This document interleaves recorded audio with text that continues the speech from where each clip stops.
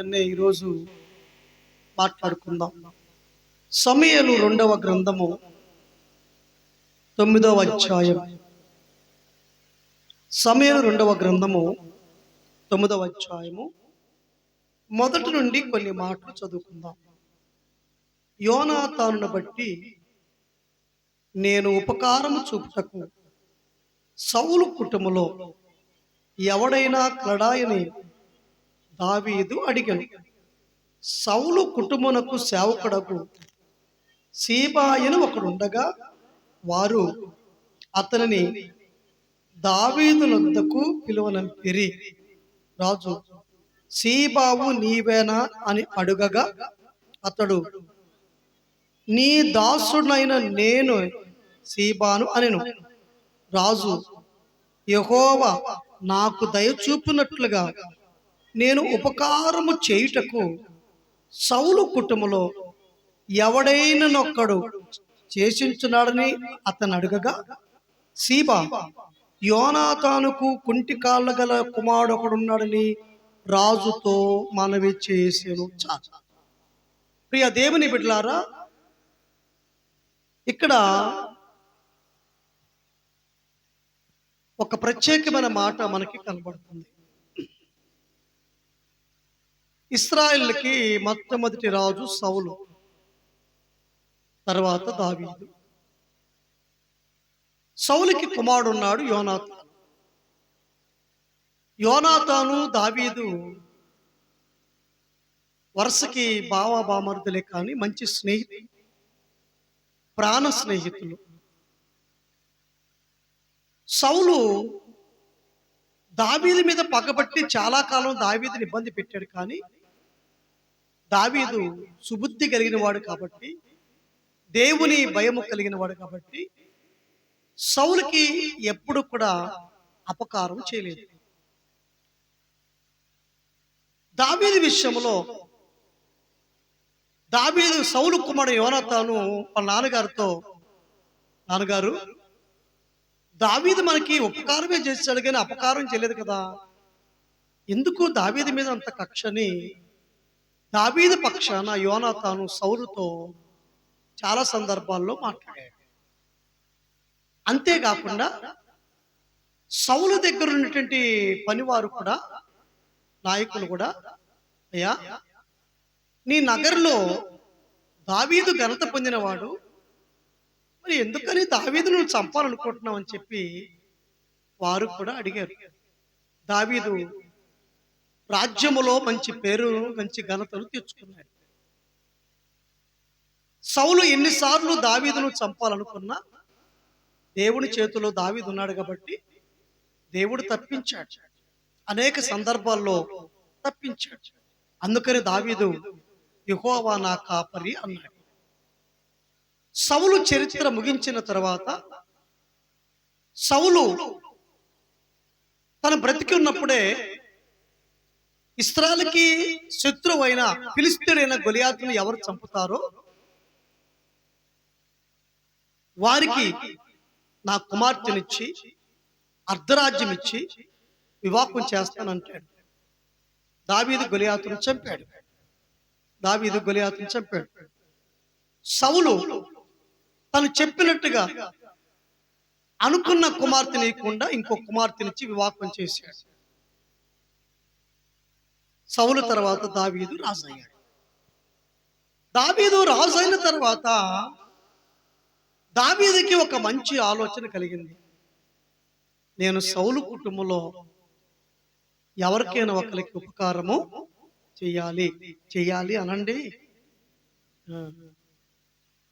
సౌలు కుటుంబంలో ఎవరికైనా నేను ఉపకారము, అక్కడ రాసిన మాట, యోనాతానును బట్టి సౌలు కుటుంబంలో నేను ఉపకారం చేయటానికి ఎవరైనా ఉన్నారా అని అడిగినప్పుడు సౌలు పనివారిలో పెద్దవాడైన సీబా పిలిపించాడు.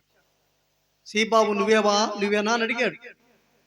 అయ్యా నేనేనయ్యా అంటే, నేను సౌలు కుటుంబంలో ఎవరికైనా ఉపకారం చేయాలనుకుంటున్నాను, ఎవరైనా ఉన్నారంటే, అయ్యా యోనాతానికి కుమారుడు సౌలుకి మనవడు మెఫీబోషెతు ఉన్నాడయ్యా అన్నాడు. అయితే అతను ఎక్కడున్నాడని అడిగాడు. అక్కడ దావీదు ఒక మాట ఉన్నాడు, దేవుడు నాకు దయ చూపినట్లుగా నేను ఉపకారం చేయాలి, దేవుని దయ నా మీద ఉండినట్లుగా నేను ఉపకారం చేయాలి. ఎవరైనా ఉన్నారంటే సౌలుకి మనవడైన మెఫీబోషెతు ఉన్నాడు. అతడు కుంటివాడు. 5 సంవత్సరాల వయసులో దాది పిల్లవాడిని ఎత్తుకుని పరిగెత్తుతూ ఉన్నప్పుడు పడిపోయి కాళ్ళు ఇరిగిని. అటు మాకీరి ఇంట లొదేబారులో ఉన్నాడు అని చెప్పినప్పుడు దావీదు అన్నాడు, అతను తీసుకురండి అన్నాడు. అప్పుడు సీబా లొదేబారులో ఉన్నటువంటి మెఫీబోషెతును తీసుకుని వచ్చినప్పుడు దావీదు ఒక మాట అంటున్నాడు. చదువుకుందాం. 9వ అధ్యాయము 6వ వచనం చదవండి. సౌలు కుమారుడైన యోనాతానుకు పుట్టిన సాగిలపడి చేయగా దావీదు మెఫీబోషెతు అని అతన్ని పిలిచినప్పుడు అతడు, చిత్తము, నీ దాసుడని నేనున్నాను. అందుకు దావీదు, నీవు భయపడవద్దు, నీ తండ్రి యోనాతాను నిమిత్తము నిజముగా నేను నీకు ఉపకారం చూపి నీ పితరుడైన సౌలు భూమి అంతయు నీకు మరల ఇప్పింతును, మరియు నీవు సదాకాలము నా బల్ల యొద్దనే భోజనము చేయుదువు. దేవునికి స్తోత్రం చెప్పండి. గట్టిగా గట్టిగా దేవుని స్తోత్రం చెప్పండి. ఇక్కడ మెఫీబోషెతు, అందరూ నన్ను గమనించండి, అందరూ గమనించట్టు చూడద్దు. మెఫీబోషెతు దావీదు దగ్గరికి తెచ్చినప్పుడు మెఫీబోషెతును, అయ్యా యోనాతాను యొక్క కుమారుడు నీవేనా? అయ్యా నేనేనయ్యా. దావీదు అంటున్నాడు, నీవు భయపడవద్దు, నీ తండ్రి అయిన యోనాతాను బట్టి నీకు ఉపకారం చేస్తాను, నీ తాతగారి ఆస్తి ఐశ్వర్యములు నీకు ఇప్పిస్తాను అని చెప్పడం జరిగింది. అని ఆ మాట మెఫీబోషెతు అన్నప్పుడు 8వ వచనంలో మెఫీబోషెతు ఒక శ్రేష్టమైన మాట అన్నాడు. చదువు తల్లి. మెఫీబోషెతు దావీదుకు నమస్కరించి,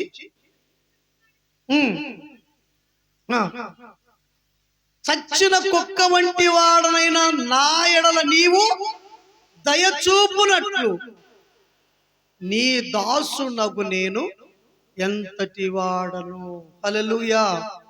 నీవు చేసిన ఉపకారములకు నేనేమి చెల్లింతును, నీవు చేసిన ఉపకారములకు నేనేమి చెల్లింతును.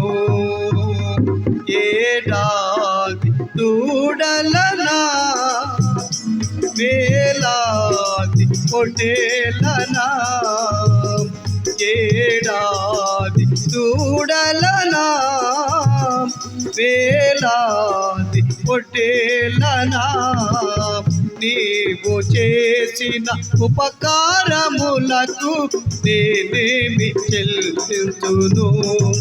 వేలాది నదుల చప్పుడు కొడదాం, తార తైలము నీకిచ్చిన, అందరం పాడదాం. వేలాది నదులంత విస్తా తైలము నీకిచ్చిన, గర్భఫలమైన నా జ్యేష్ఠ పుత్రుని నీకిచ్చిన తీరునా, గర్భఫలమైన నా జ్యేష్ఠ పుత్రుని నీకిచ్చిన తీరునా, నీవు చేసిన నేనేమి చెల్లింతును. దేవునికి స్తోత్రం చెప్పండి. గట్టిగా గట్టిగా దేవుని స్తోత్రం చెప్పండి. ఈరోజు మన వర్తమానం ఏంటంటే, దేవుడు ఎవరి మీద దయ చూపిస్తాడు, దేవుని దయ ఎవరి మీద ఉంటుంది. దావీదు మెఫీబోషెతుకి వాగ్దానం చేస్తున్నాడు, నీవు భయపడవద్దు, ధైర్యంగా ఉండు, నీ తండ్రి అయిన యోనాతాను బట్టి నేను ఉపకారం చేస్తాను. నీ పితరుడు యొక్క సమస్తమైనటువంటి ఈవులను నీకు ఇస్తానని చెప్పి వాగ్దానం ఇచ్చాడు. ఎంత మంచివాడు దావీదు. ఇంకా కొంచెం కిందకు చదువుకుంటే, అప్పుడు రాజు సౌలు సేవకుడైన సీబాను పిలిపించి, సౌలునకు అతని కుటుంబమునకు కలిగిన సొత్తంతటిని నీ యజమానునికి కుమారునికి నేను ఇప్పించి ఉన్నాను. కాబట్టి నీవును నీ కుమారులను నీ దాసులను అతని కొరకు ఆ భూమి సాగుబడి చేసి నీ యజమాని కుమారి భోజనమునకి ఆహారము కలిగినట్లు నీవు దాని పంట తేవలను. నీ యజమాని కుమారుడైన మెఫీబోషెతు ఎల్లప్పుడూ నా బల్ల యొద్దనే భోజనము చేయనని సెలవిచ్చాను. ఈ సీబాకు 15 మంది కుమారులు, 20 మంది దాసులు ఉండిరి. ఈయన కూడా తక్కువడుగా. ఎంతమంది కొడుకులు చెప్పండి? 15 మంది కొడుకులు అంట సేబాకి, పనుడికి. మరి పోషన్స్కి ఏం చెబుతాడు? సౌలు గారు ఇంట్లో పడ్డాడు కదా, ఆస్తిపరుడు కదా, 20 మంది పనివాళ్ళు అంట. ప్రియులారా, ఈ రాత్రి దేవుడు, పరిశుద్ధాత్మ దేవుడు మనందరితో మాట్లాడుతున్నమాట. దావీదు కాళ్ళు సరిలేని మెఫీబోషెతుతో చెప్పిన మాట, నేను నీకు ఉపకారం చేస్తానికి వచ్చాను అన్నాడు. మెఫీబోషెతు దావీదు చెప్పిన మాటను విని, రాజా, చచ్చిన కుక్క వంటి వాడైన నా మీద, నా కుటుంబం మీద దయ చూపించుటకు నేను ఎంతటి వాడ. Praise the lord. గట్టిగా స్తోత్రం చెప్పండి. నేను ఎంతటి వాడ. దావీదుకి యోనాతాను చేసినట్టు సహాయాన్ని బట్టి అనేక సందర్భాలలో యోనాతాను దావీదుకి సహాయం చేశాడు కాబట్టి అది గుర్తుపెట్టుకొని యోనాతాను బట్టి సౌలు కుటుంబంలో యోనాతాను కుమారుడికే దావీదు ఉపకారం చేస్తూ దావీదు మెఫీబోషెతు మీద దయ చూపించాడు. ఆలోచించండి. ఎవరు దయ కొరకు ఎదురు చూడద్దు. దేవుడే దయగలిగిన వాడు. దయగల వారి ఎడల దయ చూపించే దేవుడు. దావీదు మెఫీబోషెతు మీద దయ చూపిస్తే రాజాతి రాజైన యేసయ్య మన మీద దయ చూపించడా?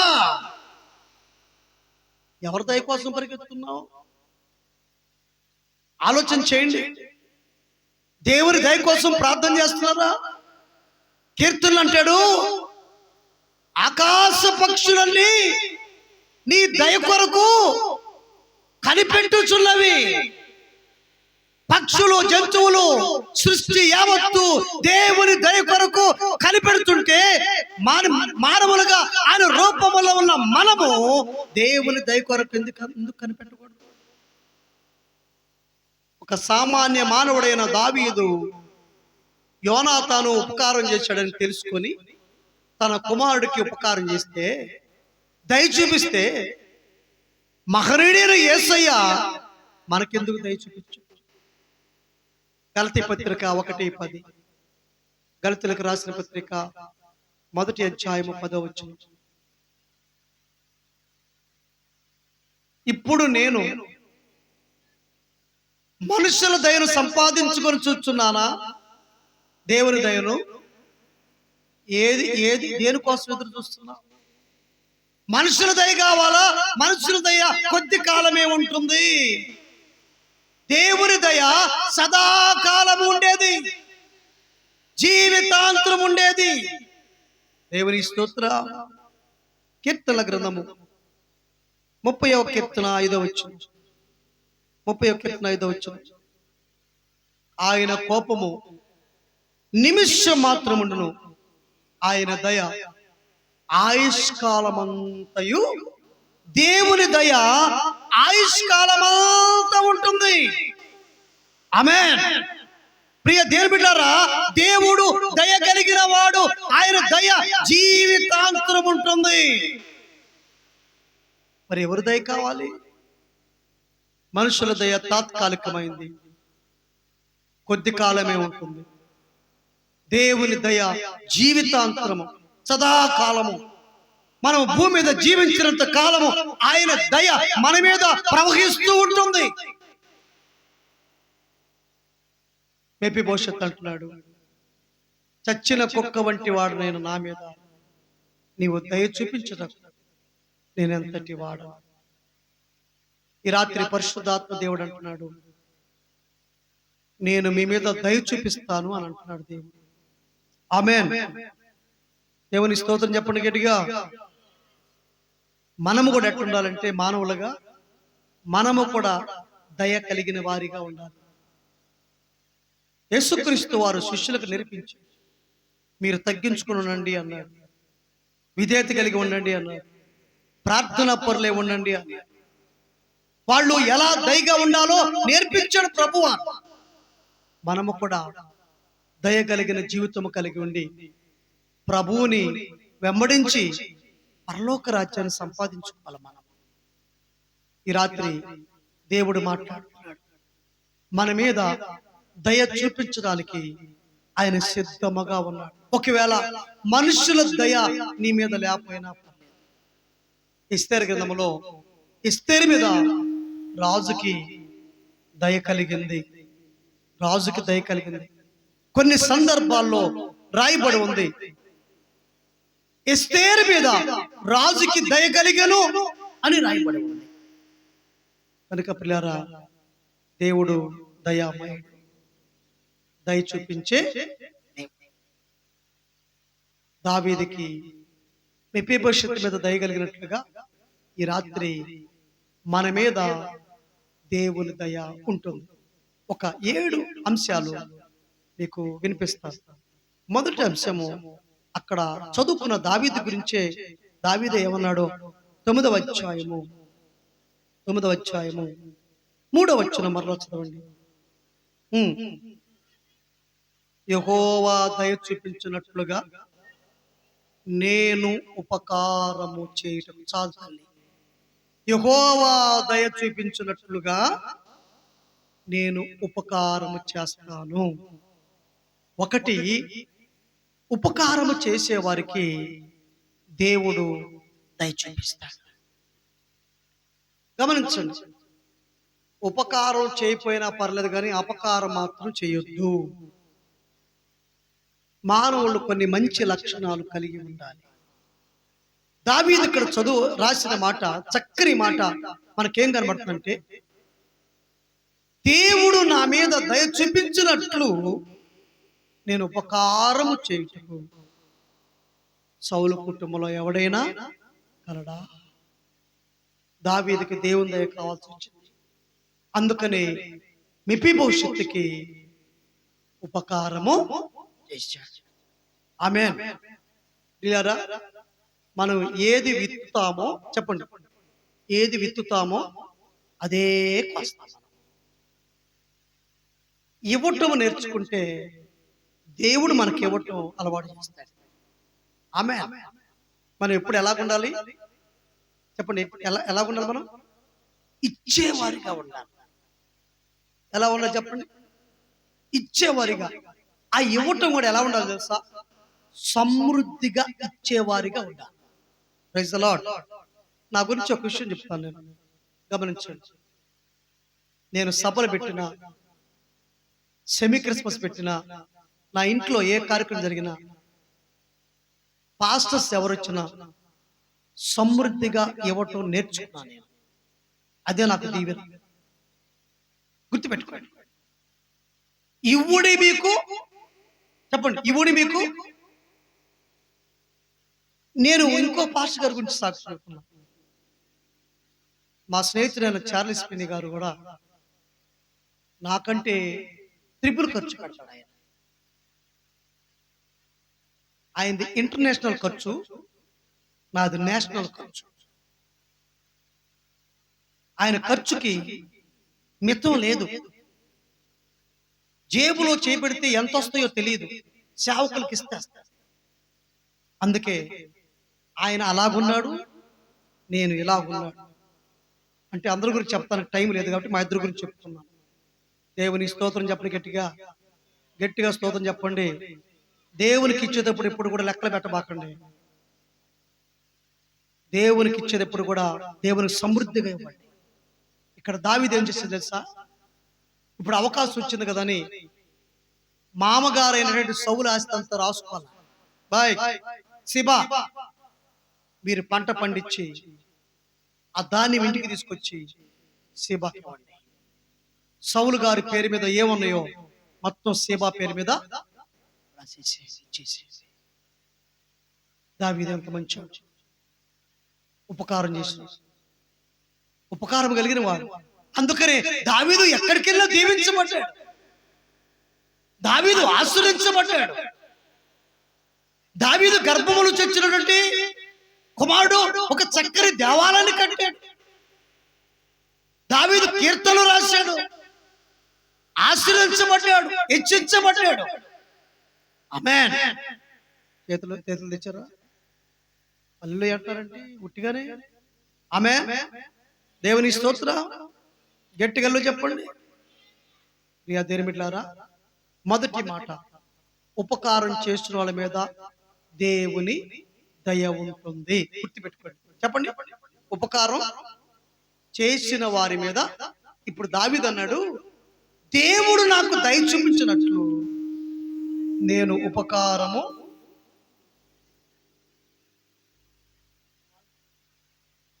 ప్రైజ్ ది లార్డ్, హల్లెలూయా.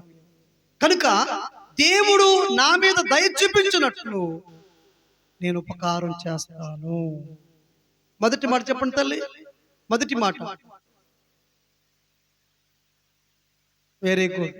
ఉపకారం చేసే వారి మీద దేవుడు దయ చూపిస్తాడు. హల్లెలూయా. గట్టిగా స్తోత్రం చెప్పండి, గట్టిగా. అంటే మనం ఏం చేయాలి ఇప్పుడు? మనం ఇతరులకి అపకారం చేయకూడదు. మన చేతనైనంత మట్టుకు ఉపకారము చేయాలి. దావీదు 2 కాళ్ళు ఇరిగిపోయిన మెఫీబోషెతుకి అదే చేశాడు. దావీదు దీవించబడ్డాడు. కనుక ఉపకారం చేసే ఎలాంటి వ్యక్తికైనా దేవుడు దయ చూపిస్తాడు. రెండవ పాయింట్, సామెతల గ్రంథము 3వ అధ్యాయము 34వ వచనం చదువుకుందాం.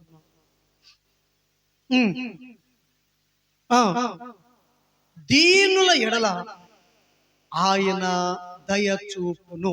రెండవ విషయం, దీనుల ఎడల ఆయన దయ చూపును. యేసయ్య పిల్లలకి దీనత్వం కావాలి, మనం తగ్గించుకోవాలి, వినయం విధేయత నేర్చుకోవాలి. దీనుల ఎడల ఆయన దయ చూపించును. Praise the lord. దీనత్వం కలిగి ఉండాలి. యేసుక్రీస్తు వారు శిలువ మరణములో ఎన్ని మాటలు అంటున్నా ఆయన దీనులైపోయాడు. దూషించారు ప్రభుని. నువ్వు యూదుల రాజువా, నిన్ను రక్షించుకుని మమ్మల్ని గురించి రక్షించు, శిలువ నుంచి దిగిరా. ఎన్నో విధాలుగా ప్రభువుని దూషించి హింసించి కొట్టి తిట్టినా యేసయ్య దీనుడుగానే ఉన్నాడు. దేవుని బిడ్డలారా, దీనుల మీద దేవునికి దయ ఉంటుంది. చెప్పండి, ఏముంటుంది? దీనుల ఎడల అంటే, దీనుల ఎడల అంటే ఒక మాట మీకు అర్థమైతే చెప్పంటారా? అమ్మో, ఇంత మాట్లాడకూడదండి, మాట్లాడితే ఏంటి లేడీస్ తెలీదా? ఇవి నోట్లో నోరే పెట్టకూడదు, అట్లా ఇంత మాట్లాడితే ఇవి సరిగా మాట్లాడదు అంటే ఏంటి అర్థం? ఆమె దీనత్వం అనే జీవితం కోల్పోయింది.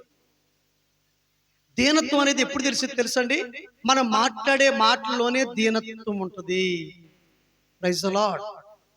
యేసుక్రీస్తు వారు భూలోకంలో 3.5 సంవత్సరం సేవ పరిచయం చేసినప్పుడు ఆయన ఎక్కడున్న ప్రజలు ఎందుకు వెళ్ళేవాడంటే ఆయన నోట్లోంచి వచ్చే దీనత్వం కలిగిన మాటలకి. తప్పు చేసిన వ్యక్తిని కూడా అమ్మా అని పిలిచి మార్చేశాడు యేసయ్య. అంత దీనుడు. ఆయన పుట్టుకలో దీనత్వం ఉంది, ఆయన సేవలో దీనత్వం ఉంది, ఆయన మరణములో దీనత్వం ఉంది, ఆయన పునరుద్ధానములో కూడా దీనత్వం ఉంది. కనుక మనము కూడా దేవుని దయ మన మీద ఉండాలంటే మనము దీనత్వం కలిగి ఉండాలి. ఎన్ని పాయింట్లని చెప్పండి? విన్నమ్మా? Very good. దేవుని స్తోత్రం చెప్పండి గట్టిగా. మొదటి మాట, ఉపకారం చేసే వాళ్ళ మీద దేవుని దయ ఉంటుంది. రెండవది, దీనుల మీద దేవుని దయ ఉంటుంది. కొంతమందికి బాగా కోపం ఉంటుంది కదా, దేవుని నమ్ముకున్న తర్వాత ఆ కోపాన్ని చంపేసుకోవాలి. అలా ఉండకూడదు. లోకం చూసినప్పుడు అరే ఈ వ్యక్తి అలా మారిపోయాడు, ఈ స్త్రీ అలా మారిపోయింది, పాస్టర్ గారు ఏ వాక్యం చెప్పాడు కానీ మారిపోయింది. ఒక పురుషుడు అన్నాడంట పాస్టర్ గారి దగ్గరికి వెళ్ళి, అయ్యగారు మీ కొందనాలని అన్నాడంట. ఎందుకంటేను, అయ్యా మీ చర్చికి రాకముందు మా ఆవిడ నేను నోటి మీద వేసుకునేవాడినయ్యా, భయపడేవాడినయ్యా, మీరు చర్చికి వచ్చిన కాంచి మా ఆవిడ చక్కగా మాట్లాడుతున్నాడు అంట. వాక్యము ఎలాంటి వ్యక్తినైనా మారుస్తుంది, మంచి దారిలో పెడుతుంది. Praise the lord. దీనుల మీద దయ.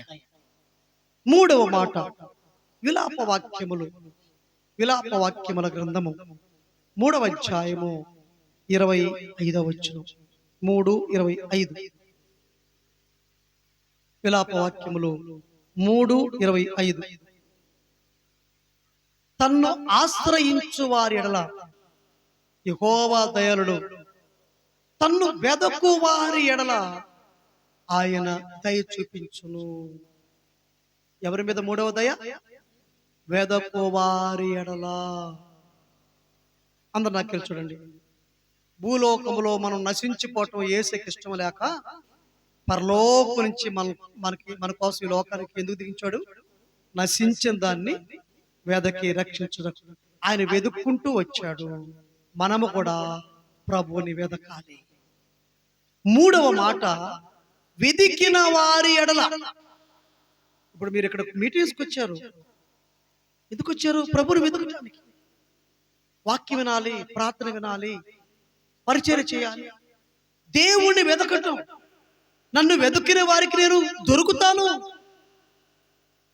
పునరుద్ధానం రోజు మగ్దలేని మరియ పెందల కాడ వెళ్ళి యేసుక్రీస్తు సమాధికి కూర్చుంది. ప్రభువారు ఆమెతో మాట్లాడినాడు, అమ్మా ఎందుకు ఏడ్చుచున్నావు, ఎవరిని వెతుకుచున్నావు? యోహాను సువార్తలో మాట క్లియర్గా ఉంటుంది.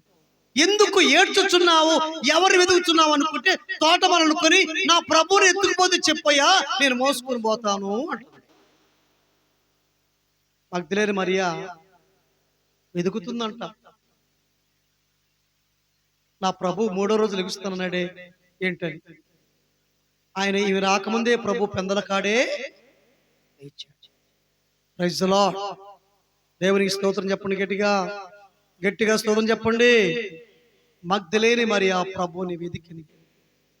ప్రియులారా, యేసుక్రీస్తు వారు సిలువ మోసిన కానుంచి సిలువ ప్రయాణంలో స్త్రీలు ఉన్నారు, సిలువ వేసేటప్పుడు స్త్రీలు ఉన్నారు, సిలువ దింపినప్పుడు స్త్రీలు ఉన్నారు, సమాధి చేసినప్పుడు స్త్రీలు ఉన్నారు, పునరుద్ధానప్పుడు కూడా స్త్రీలు ఉన్నారు, పునరుద్ధానుడి గురించి ప్రకటించేటప్పుడు కూడా స్త్రీలే ఉన్నారు.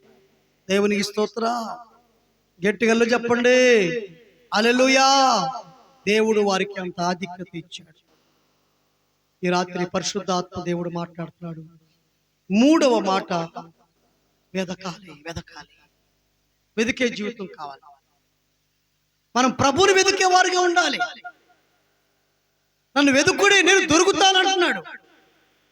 అడుగుడి ఇయ్యబడును, వెతుకుడి దొరుకును, తట్టుడి తీయబడును. ప్రభువుని వెతికితే మనకు కనబడతాడు, మనతో మాట్లాడతాడు, మన అవసరాలు దేవుడు తీరుస్తాడు. ఆమేన్. దేవుని స్తోత్రం చెప్పండి గట్టిగా దేవుని స్తోత్రం చెప్పండి. అందరూ గట్టిగా స్తోత్రం చెప్పండి. నమ్మకమైన దేవుడవైనా నీవే చాలు యేసయ్యా. నమ్మకమైన దేవుడవైనా నీవే చాలు యేసయ్యా. నేనేమై ఉన్నా, ఏ స్థితిలోనున్నా, నేనేమై ఉన్నా, ఏ స్థితిలోనున్నా, ఇంకేమి కోరుకోనయా. అసలింకేమి నమ్మకమైన దేవుడవైనా నీవే చాలు యేసయ్యా. నమ్మకమైన దేవుడవైనా నీవే చాలు యేసయ్యా. హల్లెలూయా. గట్టిగా దేవుని స్తోత్రం చెప్పండి. ప్రభుని ఏం చేయాలి మనం? చెప్పండి. వెతకాలి. యేసయ్యా నాకు దొరుకుతానన్నావు అని వెతికితే ఖచ్చితంగా ఆయన నీకు దొరుకుతాడు. మూడో మాట, దేవుణ్ణి వెతికే వారి మీద ఆయన దయ ఉంది. నాలుగో మాట చదువుకుందాం. పరిశుద్ధ గ్రంథంలో 106వ కీర్తన 5వ వచనం. 106వ కీర్తన 5వ వచనం.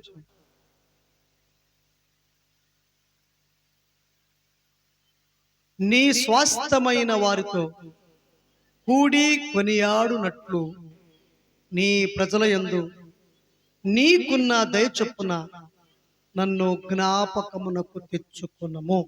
ఆమేన్. ప్రియ దేవుని బిడ్డలారా, నాలుగో మాట చూస్తే నీ స్వాస్థ్యమైన వారితో కూడి కొనియాడునట్లు నీ దయ చూపించు. 106వ కీర్తన 5వ వచనములో ఈ మాట రాయబడింది. నాలుగో విషయాన్ని గుర్తు చేస్తే, ఎవరు ప్రభుని కొనియాడుతారో అంటే ఆరాధిస్తారో వారి మీద దేవుని దయ ఉంటుంది.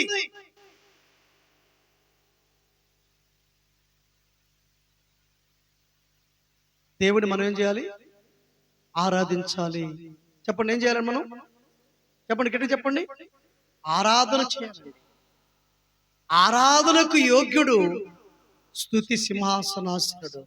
పరలోకములో జీవులు దూతలు గాన ప్రతిగానములు చేస్తూ ప్రభుని ఆరాధన చేస్తున్నారు. ఎవరు ఆరాధిస్తారో వారి మీద దేవుని దయ ఉంటుంది. ఆరాధించే బిడ్డగా ఉంటున్నావా? సంవత్సరానికి 52 ఆదివారాలు. గుర్తుపెట్టుకోండి. ఎన్నమ్మా? గట్టి చెప్పండి. 52. ఒక్క ఆదివారం కూడా చర్చికి మిస్ అవ్వద్దు. ఆదివారం సొంత ప్రోగ్రాలు పెట్టుకోవద్దు. ఒకవేళ ఆదివారం ఏదైనా ఫంక్షన్ పెట్టుకోవాలంటే సాయంకాలం, తప్పదనుకుంటే సాయంకాలం, పగలు పెట్టుకోవాలి. దేని బిడ్డలారా, ఆదివారం అనేది దేవుడు మనకిచ్చిన ఆజ్ఞ. ఆ రోజు దేవుని మందిరములకు వెళ్ళి ప్రభుని ఆరాధన చేస్తూ స్తుతిస్తూ ప్రభుని గణపరచాలి. Praise the lord. ఆలోచించండి. ఆరాధించే వారి మీద దేవుని దయ ఉంటుంది. ఆరాధన గుంపులో ఉన్నావా? అక్కడ ఏమన్నాడు తెలుసా? నీ స్వాస్థ్యమైన వారితో కూడి కొనియాడినట్లు. రేపో మాపో ఆయన రాబోతున్నాడు. అప్పుడు నువ్వు ఆరాధన చేస్తూ పాటలు పాడితే ఒక సమయం రాబోతుంది.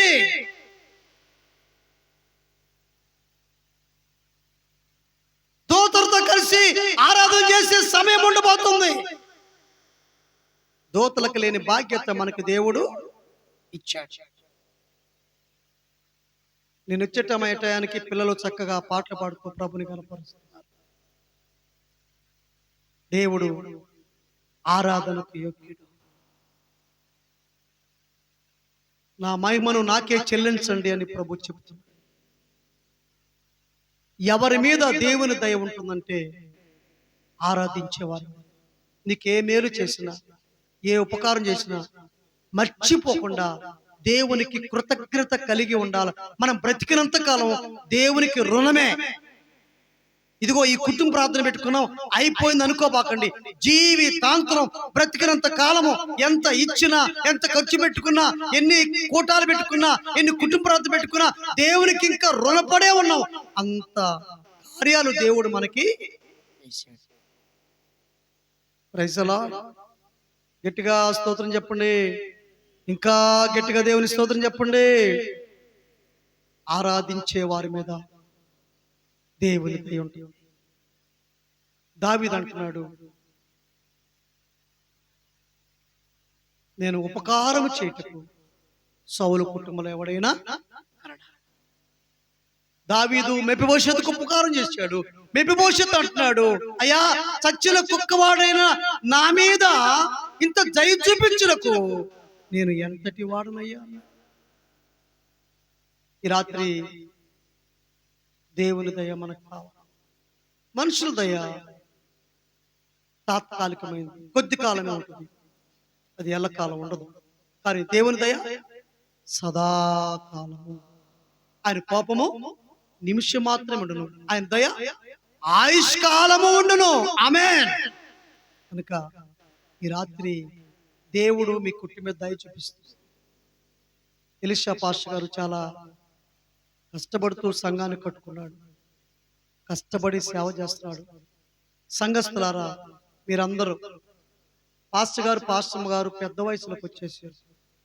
మీరందరూ వాళ్ళకి సపోర్ట్గా ఉండాలి. కుమార్తెలు ఇప్పటికీ సపోర్ట్గా ఉంటున్నారు. కుమార్తెలు కోటాలప్పుడే రాకుండా మధ్యలో నెలకు 2 సార్లు ఒకసారి వచ్చి చూసి వెళ్తా ఉండండి. కూతుర్లు అమ్మా నాన్న చూడాలి. మంచిదే, మీటింగ్స్కి రావటం మంచిదే. వచ్చారండి ఈరోజు? అందరూ వచ్చారా? అందరూ వచ్చారా? మంచిది. అందరూ వచ్చారా? 5గురు అండి మీకు? 5గురు. ఆయన ఎక్కడికి పోనీ ఇలా చుట్టుపక్కల పెట్టేసుకోండి దగ్గరగా. మంచి బిడ్డలు దేవుడు ఇచ్చాడు. మీ నాన్నగారు మీ అమ్మగారిని కొంచెం బాగా చూసుకోండి అమ్మా. వారు ఇంకా కొన్ని సంవత్సరాలు సేవ చేయాలి. అల్లుళ్ళు కూడా మంచి అల్లుళ్ళు, వాళ్ళు కూడా మంచి పాటలు పాడుతున్నారు. ఏమండి, అల్లుళ్ళు కూడా పాటలు పాడుతున్నారు. అందరినీ గాయకులు చేసే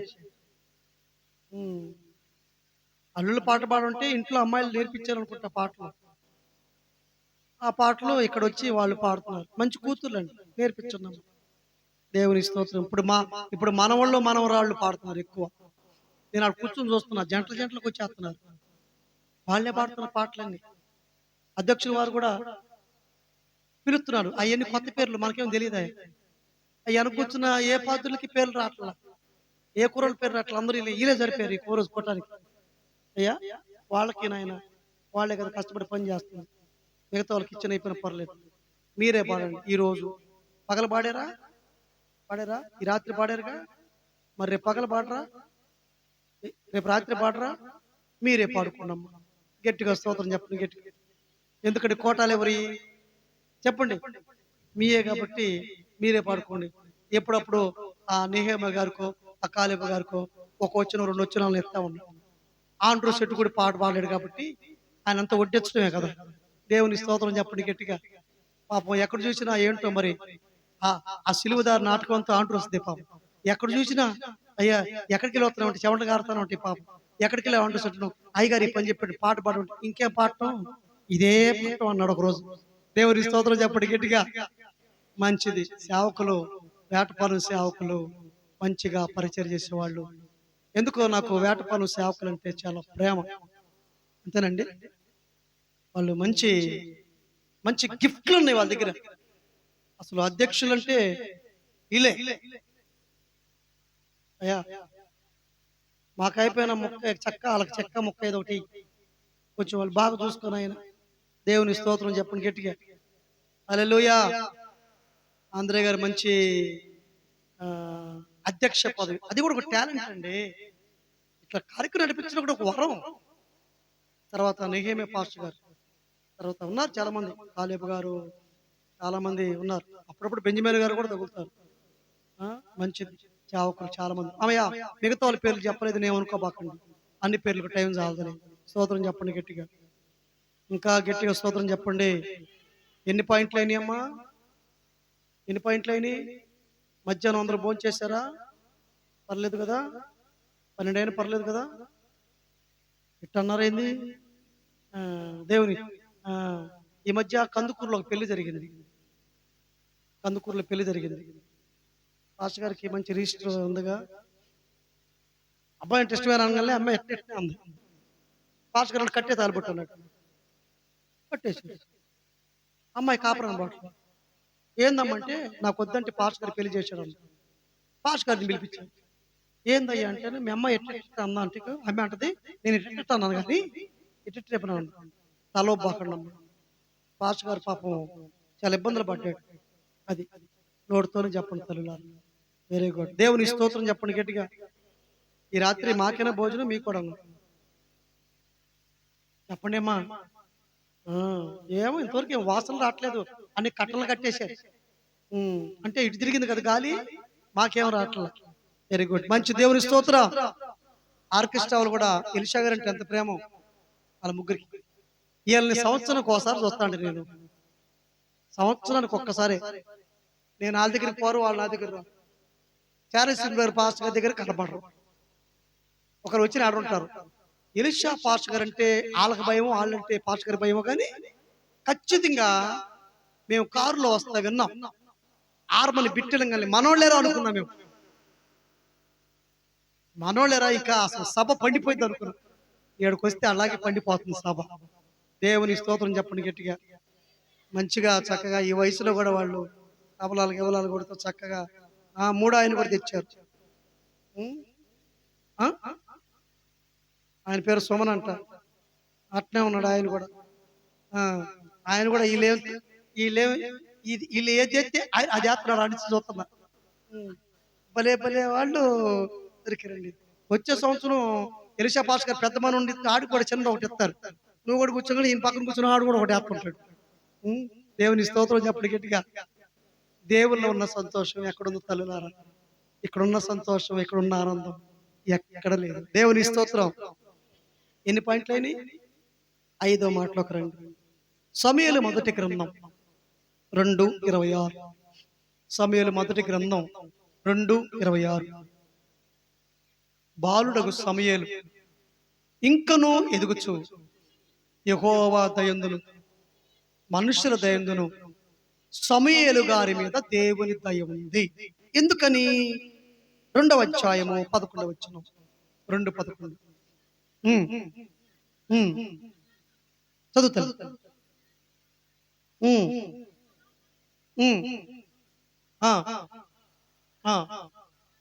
యెహోవాకు పరిచర్య చేయుచుండెను. 18వ వచనం. 18.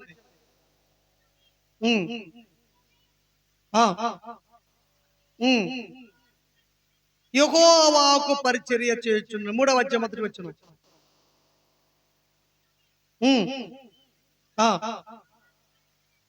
ఎన్ని సందర్భాలు రాయబడమండి. 5వ విషయము, పరిచర్య చేసే వారి మీద దేవుని దయ ఉంటుంది. ఆమేన్. అందుకని ఏం చేయాలి చెప్పండి? ఏం చేయాలి? పరిచర్య. నాకు దేవుడు మా చర్చిలో మంచి యూత్ పిల్లలు ఇచ్చాడు, ఆడపిల్ల మగ పిల్లలు. సభలు పెడితే పని మొత్తం వాళ్ళే చేస్తారు. పని మొత్తం చెప్పవసరం లేదు. ఆడపిల్లలు యవనస్తులు వాళ్ళు చేసే పని వాళ్ళు, మగ పిల్లలు వాళ్ళు చేసే పని చిన్న చిన్న ఇంతంతోలండి. ఇప్పుడు ఇంతంతోలు తయారయ్యారు. ఇంతంతోళ్ళు ఆదివారం ఆరాధన అయిపోగానే వాళ్ళే అంతా సర్దేస్తారు, సౌండ్ సిస్టమ్ మొత్తం. పరిచర్య చేసే వారి మీద దేవుని దయ ఉంటుంది. Praise the lord. మనం ఏం చేయాలి చెప్పండి? పరిచర్య చేయాలి. ప్రతి సంవత్సరం పాస్టర్ గారు వంట చేస్తుంటే మేము చూసి చాలా బాధపడ్డాం. ఎందుకంటే పెద్దాం కదా అని. కానీ ఈ సంవత్సరం మేము వచ్చి చూసేలాకి ఎక్కడ కూర్చొని తల్లిగారు. ఒక వయసు వచ్చిన తర్వాత పెద్దవాళ్ళని మనం గౌరవించాలి. వాళ్ళకి ఇవ్వాల్సిన స్థానం వాళ్ళకి ఇచ్చేసి. Praise the lord. గట్టిగా దేవుని స్తోత్రం చెప్పండి గట్టిగా. కనుక 5వ మాట పరిచర్య. ప్రభు చెప్పాడు, నేను పరిచర్య చేయటానికి వచ్చాను కానీ చేయించుకుంటకు రాలేదు. ఆయన ప్రాణ పరిచర్య చేశాడు. మనము సేవ పరిచర్య చెయ్యాలి. పరిచర్య చేయాలి. పరిచర్య చేయటము చాలా ప్రాముఖ్యం. కొంతమందికి కొన్ని పనులు అప్పచెప్పేయాలి. గుర్తుపెట్టుకోండి, కొంతమందికి కొన్ని పనులు అప్పచెప్పేయాలి. వాళ్ళకు కూడా అరే పాస్టర్ గారు నాకు ఈ పని అప్పచెప్పాడని చెప్పి వాళ్ళు కూడా హ్యాపీగా ఫీల్ అవుతారు. 5వదిగా పరిచర్య. సమూయేలు పరిచర్య ప్రవక్త అయ్యాడు. సమూయేలు గారి మీద దేవుని దయ. చిన్న వయసులోనే తల్లి దేవాలయం వదిలిపెట్టింది, పరిచర్య చేయటం నేర్చుకున్నాడు. అందుకనే ఏలీ కుమారులకి దీవెన రాలేదు, కానీ పరిచర్య చేసిన సమూయేలు దీవించబడ్డాడు. Praise the Lord. దేవుడు అన్యాసులు కాదు, ఎవరు పరిచర్య చేస్తారో వారిని దేవుడు దీవిస్తాడు, వాళ్ళు ఎవరైనా కావచ్చు. కనుక 5వ మాట, పరిచర్య చేసే వారి మీద దేవుని దయ ఉంటుంది. 6వ పాయింట్, అపోస్తల కార్యములు 7:9. 7:9.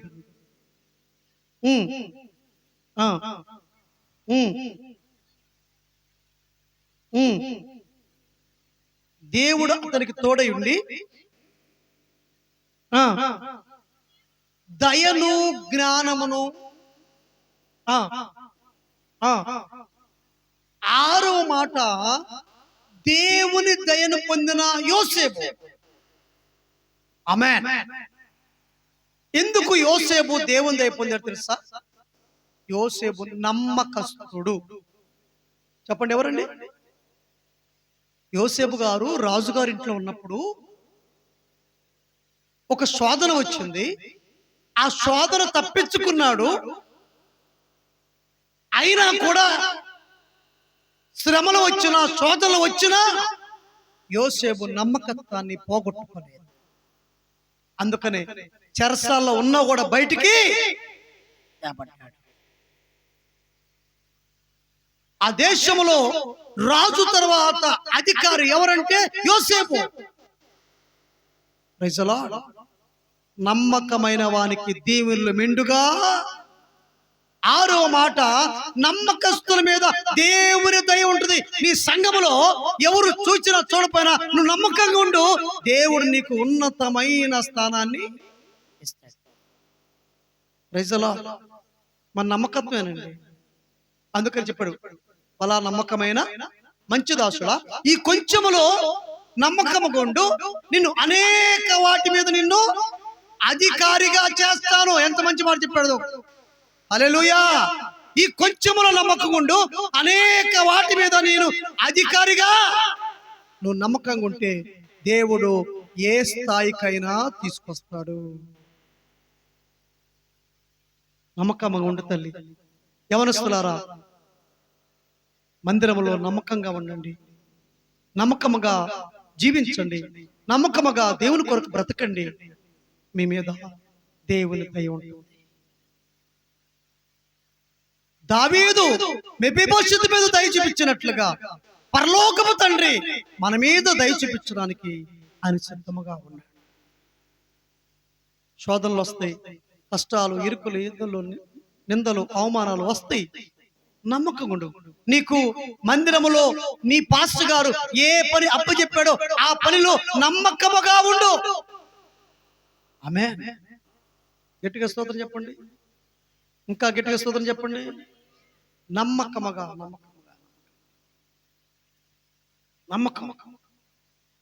ఎవరికైనా డబ్బులు ఇచ్చామనుకోండి, యవనస్తులకి మళ్ళా తెచ్చేస్తారు. నమ్మకం. నేను కూడా పాస్టర్ గారి దగ్గర పెరిగాను. మా పాస్టర్ గారు నా చేతికి డబ్బులు ఇచ్చేవాడు 3 రోజుల సభలకు, చదువుకునే రోజులు. ఈ 3 రోజులకి ఎంత ఖర్చు పెట్టనేవాడు. మా టీం ఉండేవాడిని. ఖర్చు పెట్టి అన్ని వైట్ పేపర్ మీద రాసి మరలా మిగిలిన అన్ని పాస్టర్ గారికి ఇచ్చేసేవాడు. ఈరోజు నా కుటుంబాన్ని దేవుడు దీవించాడు. నమ్మకంగా ఉండాలి. ఎవరైతే నమ్మకంగా ఉంటారో వారి మీద దేవుడు దయ చూపిస్తాడు. 6వ మాట, దయగలిగిన దేవుడు, దయ చూపించే దేవుడు ఆయన. ఈ రాత్రి 2వ సభకు వచ్చిన ప్రియ తల్లులారా, నమ్మకంగా ఉంటూ నేర్చుకోండి. కొంచెములో కూడా నమ్మకం ఉండాలి, పెద్ద దాంట్లో కూడా నమ్మకం ఉండాలి.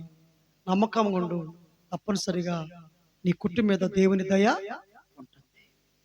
చివరి మాట, ఎస్తేరు గ్రంథము 2వ అధ్యాయము 9వ వచనం. ఎస్తేరు గ్రంథము 2:9.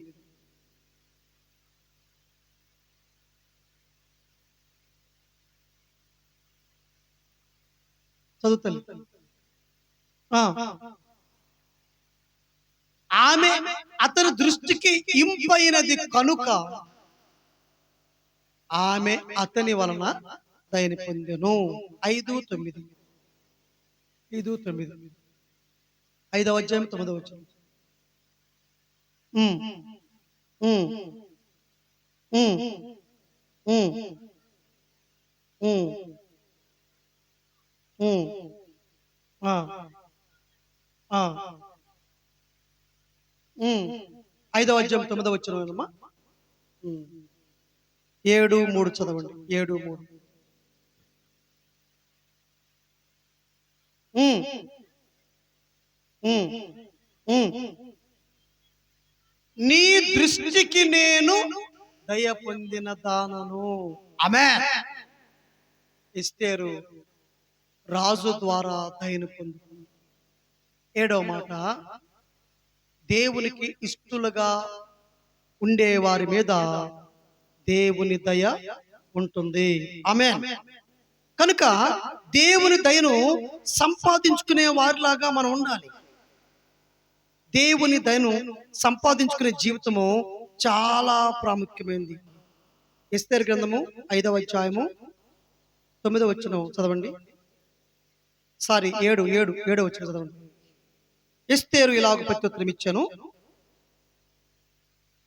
రాజు అయిన తమ దృష్టికి నా ఎడల దయగలిగి నా మనవి చొప్పున నా కోరిక చొప్పున జరిగించుటకై రాజు అయిన తమకి అనుకూలమైతే. చూడండి, ఈ ఎస్తేరు గ్రంథములో ఎన్ని సందర్భాలు రాయబడిందో. 7వ అధ్యాయం 3వ వచనం. అప్పుడు రాణి అని ఎస్తేరు ఇలా ప్రత్యుత్తరం ఇచ్చాను.